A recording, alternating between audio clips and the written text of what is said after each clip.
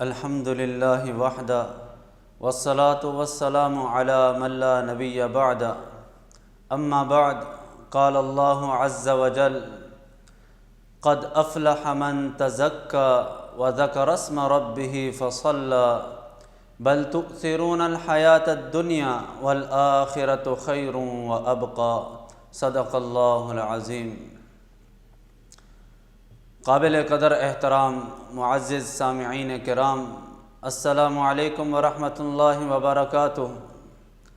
الحمدللہ رمضان المبارک کا بابرکت مہینہ ہم نے گزارا، اس کی برکتیں، اس کی رحمتیں جس نے اللہ نے جس کو توفیق دی اس نے لوٹی۔ رمضان کے بعد اللہ تعالیٰ نے ایک انعام عطا فرمایا عید الفطر کے طور پر کہ اس میں تم خوشی مناؤ، جو رمضان میں تم نے محنت کی ہے اس کا اجر اور اس کا بدلہ تم حاصل کرو۔ تو عید الفطر اسی لیے آتی ہے۔ آج کی نشست وہ اس موضوع پر ہے کہ عید الفطر کا ہمارے لیے پیغام کیا ہے۔ تو عید الفطر کا پیغام یہ ہے کہ روزہ دو طرح کا ہوتا ہے۔ یہ بات شاید آپ نے کسی سے سنی ہو یا نہ سنی ہو سکتا ہے یہ نئی بات ہو کہ عید الفطر کا پیغام کیا ہے۔ تو عید الفطر کا پیغام روزہ دو طرح کا ہوتا ہے۔ ایک ہے روزہ چھوٹا روزہ جسے ہم رمضان المبارک کا روزہ کہتے ہیں، دوسرا ہے روزہ بڑا روزہ جو اسلام کا روزہ ہوتا ہے۔ چھوٹے روزہ اس کی کیا پابندیاں ہیں، کتنی اس کی مقدار ہوتی ہے، کب سے کب تک ہوتا ہے، کس پر فرض ہوتا ہے۔ تو چھوٹا روزہ ہم سب سمجھتے ہیں کہ یہ رمضان المبارک کا روزہ ہے، اور یہ فرض کب ہوتا ہے؟ جب رمضان کا مہینہ آتا ہے۔ فمن شہد منکم الشہر فلیصم، جو شخص رمضان کے مہینے کو پالے، اس کو حاصل کر لے، اس شخص کے اوپر یہ روزہ رکھنا واجب ہو جاتا ہے۔ اسی طرح کس پر فرض ہوتا ہے؟ تو جو مسلمان بالغ ہو جائے، بلوغ تک پہنچ جائے، اس پر رمضان کا روزہ جو چھوٹا روزہ ہے یہ فرض ہو جاتا ہے۔ اسی طرح کوئی غیر مسلم مسلمان ہو گیا ہے تو اس پر مسلمان ہونے کی وجہ سے بھی یہ روزہ فرض ہو جاتا ہے جب رمضان کا مہینہ آتا ہے۔ یہ روزہ کب شروع ہوتا ہے؟ جو چھوٹا روزہ ہے رمضان کا روزہ، اور کب ختم ہوتا ہے؟ تو صبح صادق سے لے کر غروب آفتاب تک یہ چھوٹے روزے کی مقدار ہے۔ یہ چھوٹا روزہ کبھی تو سردیوں میں ہو تو اس کی مقدار کم ہو جاتی ہے، کچھ گھنٹے کم ہو جاتے ہیں۔ اگر گرمیوں کا روزہ ہو تو 15-16 گھنٹے کا بھی ہو جاتا ہے۔ تو بہرحال ہے یہ چھوٹا روزہ جو صبح صادق سے غروب آفتاب تک کے وقت تک ہوتا ہے۔ اس کے بعد اس روزے کی پابندیاں کیا ہیں؟ چھوٹے روزے کی پابندیاں ہم سب کو معلوم ہے کہ کھانا کسی نے نہیں ہے، پینا کسی نے نہیں ہے، بیوی کے قریب نہیں جانا، ہر قسم کی برائی سے انسان نے رک جانا ہے۔ یہ اس چھوٹے روزے کی پابندیاں ہیں۔ غیبت سے بچنا ہے، جھوٹ سے بچنا ہے، چغل خوری سے بچنا ہے، جھوٹی قسم سے بچنا ہے، زنا سے بچنا ہے، چوری سے بچنا ہے، ڈکیتی سے بچنا ہے، ہر قسم کے گناہ سے ہم نے بچنا ہے۔ یہ اس چھوٹے روزے کی پابندیاں ہیں۔ اب اس چھوٹے روزے کا افطار کیسے ہوتا ہے؟ تو چھوٹے روزے کا افطار الحمدللہ کچھ لوگ کھجور سے کرتے ہیں، پھر کھجور میں بھی اجوا کھجور جو افضل کھجور ہے، کچھ لوگ زمزم سے کرتے ہیں، کچھ لذیذ اور عمدہ قسم کے مشروبات سے کرتے ہیں۔ یہ اس چھوٹے روزے کا افطار ہے۔ ہم یوں سمجھ لیں کہ پورا دن روزہ رکھا ہے تو اللہ انعام عطا فرما رہا ہے اس افطار کے طور پر کہ اب افطار کے وقت میں تم ان لذیذ اور عمدہ چیزوں سے روزہ افطار کر سکتے ہو، تم ان چیزوں سے لذت حاصل کر سکتے ہو۔ یہ چھوٹے روزے کے بارے میں مختصراً میں نے آپ کو بتلا دیا۔ اسی طرح ایک روزہ بڑا روزہ ہے جو اسلام کا روزہ ہے۔ جیسے ہی الحمدللہ جو لوگ اپنے والدین کے جن کے والدین مسلمان تھے اور انہوں نے پیدائش ہی مسلمان کے گھر میں ہوئی ہے ان کی، اور مسلمان ہی پیدا ہوئے ہیں، تو ان لوگوں کے لیے اسلام والا روزہ ان کی ابتدا سے ہی شروع ہو گیا ہے۔ البتہ اس کے احکام کب شروع ہوتے ہیں؟ تو اس کے احکام انسان کے بالغ ہونے کے وقت، جب مسلمان بالغ ہو جاتا ہے تو اسلام والا جو بڑا روزہ ہے، اس بڑے روزے کے تمام احکامات انسان پر لاگو ہو جاتے ہیں۔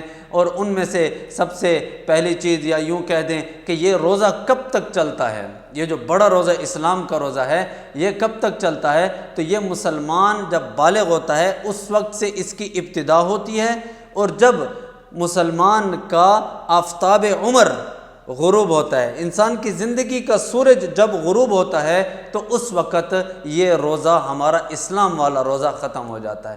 اس وقت تک ہم مسلمان ہیں، اس وقت تک اسلام والا روزہ ہم نے رکھا ہوا ہے۔ اب یہ اسلام والا جو بڑا روزہ ہے اس کی پابندیاں کیا ہیں؟ تو اس میں پابندیاں تھوڑی سی مختلف ہیں۔ اس میں اللہ تعالیٰ نے حکم دیا ہے کہ تم چند حرام چیزوں کے علاوہ باقی تمام حلال چیزیں کھا سکتے ہو۔ بڑا روزہ بھی ہے ہمارا اسلام والا، لیکن حلال چیزیں کھانے کی اجازت بھی ہے۔ تم چند حرام مشروبات، شراب وغیرہ پینے کے علاوہ ہر قسم کے لذیذ اور عمدہ مشروبات پی سکتے ہو، یہ روزہ ہے۔ اس کے علاوہ دوسری پابندیاں جو چھوٹے روزے میں تھیں وہ ساری کی ساری پابندیاں لاگو ہوں گی۔ چوری، جھوٹ، غیبت، کینہ، بغض، ڈکیتی، زنا، گانے سننا، گانے گانا، ان تمام چیزوں سے پرہیز پھر بھی ہمارا ضروری ہے، پابندی پھر بھی ہماری ضروری ہے۔ اب یہ تو تھی پابندیاں اس بڑے روزے کی، اسلام والے روزے کی۔ اب افطار اس روزے کا کیسا ہوگا؟ ہم دیکھتے ہیں چھوٹے روزے کا افطار زمزم سے ہو رہا ہے، چھوٹے روزے کا افطار ہمارا کس چیز سے ہو رہا ہے؟ کھجور سے ہو رہا ہے، عمدہ اور لذیذ مشروبات سے ہو رہا ہے۔ جس شخص نے یہ اسلام والا روزہ یہ عمدہ اور اچھے طریقے سے ادا کر لیا، کیا مطلب؟ اللہ کے احکامات کو پوری زندگی میں پورا کرتا رہا، اور جتنی چیزوں سے اللہ کے رسول نے منع فرمایا، اللہ نے منع فرمایا، ان چیزوں سے بچتا رہا، تو اس نے یہ اسلام والا روزہ اچھے طریقے سے ادا کر لیا۔ اب اس کے لیے انعام کیا ہے؟ اللہ نے اس کی افطاری کس چیز سے رکھی ہے؟ تو اس کی افطاری دیدار باری تعالیٰ سے ہے، اللہ تعالیٰ کے دیدار سے ہے۔ جو اپنی پوری زندگی کو اچھے طریقے سے ادا کرے گا، یہ اسلام والے روزے کی پاسداری کرے گا، تو اللہ تبارک و تعالیٰ اس کو اپنا دیدار نصیب فرمائیں گے۔ اللہ اس کو، یہاں تو ہم زمزم پی لیتے تھے، ٹھنڈے مشروبات پی لیتے تھے، وہاں پر اللہ تبارک و تعالیٰ اس کی افطاری نبی کریم صلی اللہ علیہ وسلم کے ہاتھ مبارک سے، آپ صلی اللہ علیہ وسلم کے ہاتھ مبارک سے حوض کوثر پلا کر ہماری افطاری کریں گے۔ یہ اس وقت ہوگا جب ہم اسلام والے روزے کی بھی پاسداری کریں گے۔ اسی طرح وہاں پر جنت کے اندر اللہ تعالیٰ عمدہ غذائیں عطا فرمائیں گے۔ یہ سب کب ہوگا؟ یہ اس وقت ہوگا جب ہم اسلام والے روزے کی پاسداری کریں گے۔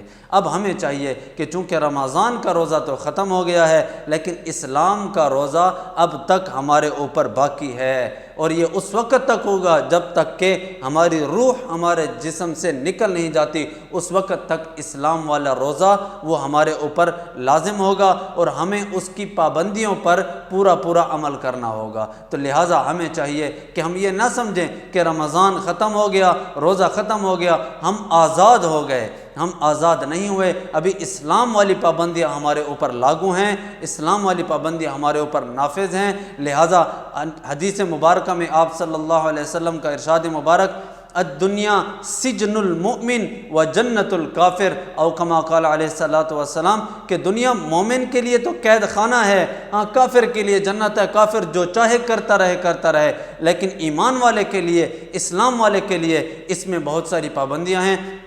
ہم نے اب کوشش یہ کرنی ہے جیسے رمضان کے مہینے میں ہم پابندیاں کرتے رہے، اللہ کے احکام کو فالو کرتے رہے، اسی طرح اب پوری زندگی میں بھی ہم اللہ کے احکام کو فالو کریں اور اللہ کے احکام پر پوری طرح عمل کریں، تاکہ ہماری افطاری دیدار باری تعالیٰ سے ہو اور حضور صلی اللہ علیہ وسلم کے ہاتھ مبارک سے حوض کوثر پینے سے ہو۔ اللہ تبارک و تعالیٰ اس عید الفطر کا جو یہ پیغام ہے، اس عید الفطر کے پیغام پر ہمیں پورا اترنے کی توفیق نصیب فرمائے۔ ایک دوسری گزارش، شوال المکرم کے روزے، حدیث مبارکہ میں آتا ہے، حضرت عبداللہ بن عمر رضی اللہ تعالیٰ عنہ فرماتے ہیں، طبرانی کے اندر موجود ہے، ترغیب و ترہیب کے اندر موجود ہے یہ حدیث مبارکہ، کہ فرماتے ہیں نبی کریم صلی اللہ علیہ وسلم نے ارشاد فرمایا، جو شخص رمضان کے روزوں کے بعد عید کے مہینے میں، اس شوال کے مہینے میں 6 روزے رکھے گا، تو فرمایا کہ وہ ایسا ہے جیسے کہ اللہ تعالیٰ اس کے گناہ ایسے معاف فرما دیں گے جیسے ابھی ماں کے پیٹ سے جنا ہو،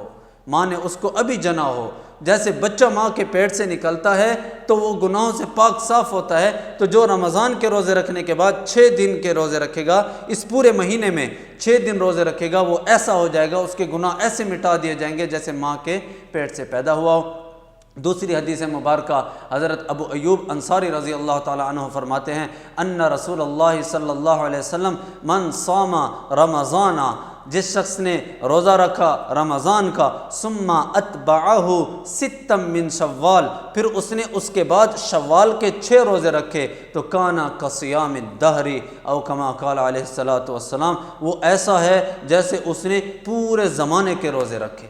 پورے زمانے کے روزے انسان کیسے رکھ سکتا ہے؟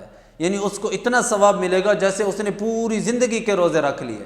اب اس بات کو ہم نے تھوڑا سا سمجھنا ہے کہ پوری زندگی کے روزے کیسے ہو سکتے ہیں، تو ہم دیکھ لیں کہ 30 روزے ہیں، 30 روزے رمضان کے ہو گئے اور 6 روزے شوال کے ہو گئے، یہ کل ہو گئے 36 روزے۔ اور اللہ تعالیٰ نے قرآن میں ارشاد فرمایا من جاء بالحسنۃ فلہ عشر امثالھا، کہ جو شخص ایک نیکی لائے گا اس کو اس کے بدلے میں 10 گنا اجر دیا جائے گا۔ تو ایک نیکی کا 10 گنا اجر، مطلب یہ ایک نیکی کو 10 کے ذات ہم ضرب دے دیں، تو یہاں پر 36 روزے ہیں، تو 36 روزوں کو اللہ کی اس آیت کے مطابق 10 کے ذات ہم ضرب دیں تو یہ 360 بنتے ہیں۔ تو گویا 1 سال، اور 1 سال میں 360 دن ہوتے ہیں، تو 1 سال کے روزوں کا ثواب ہمیں حاصل ہو جائے گا جب ہم 30 روزے رمضان کے رکھیں اور 6 روزے شوال کے رکھیں، 1 سال کے روزوں کا ثواب حاصل ہو جائے گا۔ یہاں تو 1 سال کے روزوں کا ثواب حاصل ہوا ہے، پورے زمانے کے روزے کیسے حاصل ہو سکتے ہیں، ان کا ثواب کیسے حاصل ہو سکتا ہے؟ ان کا ثواب اس طریقے سے حاصل ہوگا کہ ہر سال ہم یہی روٹین اپنی اختیار کر لیں، ہر سال 30 روزے رکھ لیں اور 6 روزے شوال کے، 36 روزے۔ ہر سال جب 36 روزے رکھیں گے تو پورے سال کے روزوں کا ثواب ملے گا، تو ہر سال سال کے روزوں کا ثواب، سال کے روزوں کا ثواب، سال کے روزوں کا ثواب، پورے زمانے کا ثواب ہم حاصل کر سکتے ہیں۔ تو نبی کریم صلی اللہ علیہ وسلم کی اس حدیث مبارکہ کو سامنے رکھتے ہوئے شوال کے 6 روزے بھی رکھیں۔ چند ایک مسائل بھی ہیں، یہ 6 روزے ہم کیسے رکھیں؟ باقاعدگی سے تسلسل کے ساتھ رکھنے ہیں ایک دوسرے کے پیچھے، یا الگ الگ بھی رکھ سکتے ہیں، تو اس میں انسان کی مرضی ہے، اللہ نے انسان کو اختیار دیا ہے۔ اکٹھے 6 روزے رکھ لیں اس مہینے میں تو بھی ٹھیک ہے، علیحدہ علیحدہ الگ الگ کر کے رکھیں، ایک روزہ اب رکھ لیا، پھر 4 دن کے بعد، 5 دن کے بعد دوسرا، پھر تیسرا، پھر چوتھا، اسی مہینے میں 6 روزے پورے کرنے ہمارے لیے ضروری ہیں۔ اور دوسرا مسئلہ اس کے بارے میں یہ ہے کہ اگر کسی کے قضا ہوں روزے، رمضان کے روزے قضا ہیں، تو اب رمضان کے قضا روزے اگر اس مہینے میں رکھتا ہے تو پھر وہ قضا روزے ہی ادا ہوں گے، یہاں 6 روزوں کا ثواب جو شوال کے 6 روزے ہیں ان کا ثواب حاصل نہیں ہوگا۔ ان کے لیے، ان کا ثواب حاصل کرنے کے لیے الگ سے 6 روزے رکھنے پڑیں گے، وہ قضا روزوں کو اس نیت سے رکھنے سے شوال کا ثواب حاصل نہیں ہوگا۔ اللہ تبارک و تعالی ہمیں عید الفطر کا جو پیغام دیا ہے اس پر بھی پورا اترنے کی توفیق نصیب فرمائے، اور شوال کے 6 روزے رکھنے کی بھی توفیق نصیب فرمائے۔ وما علینا الا البلاغ۔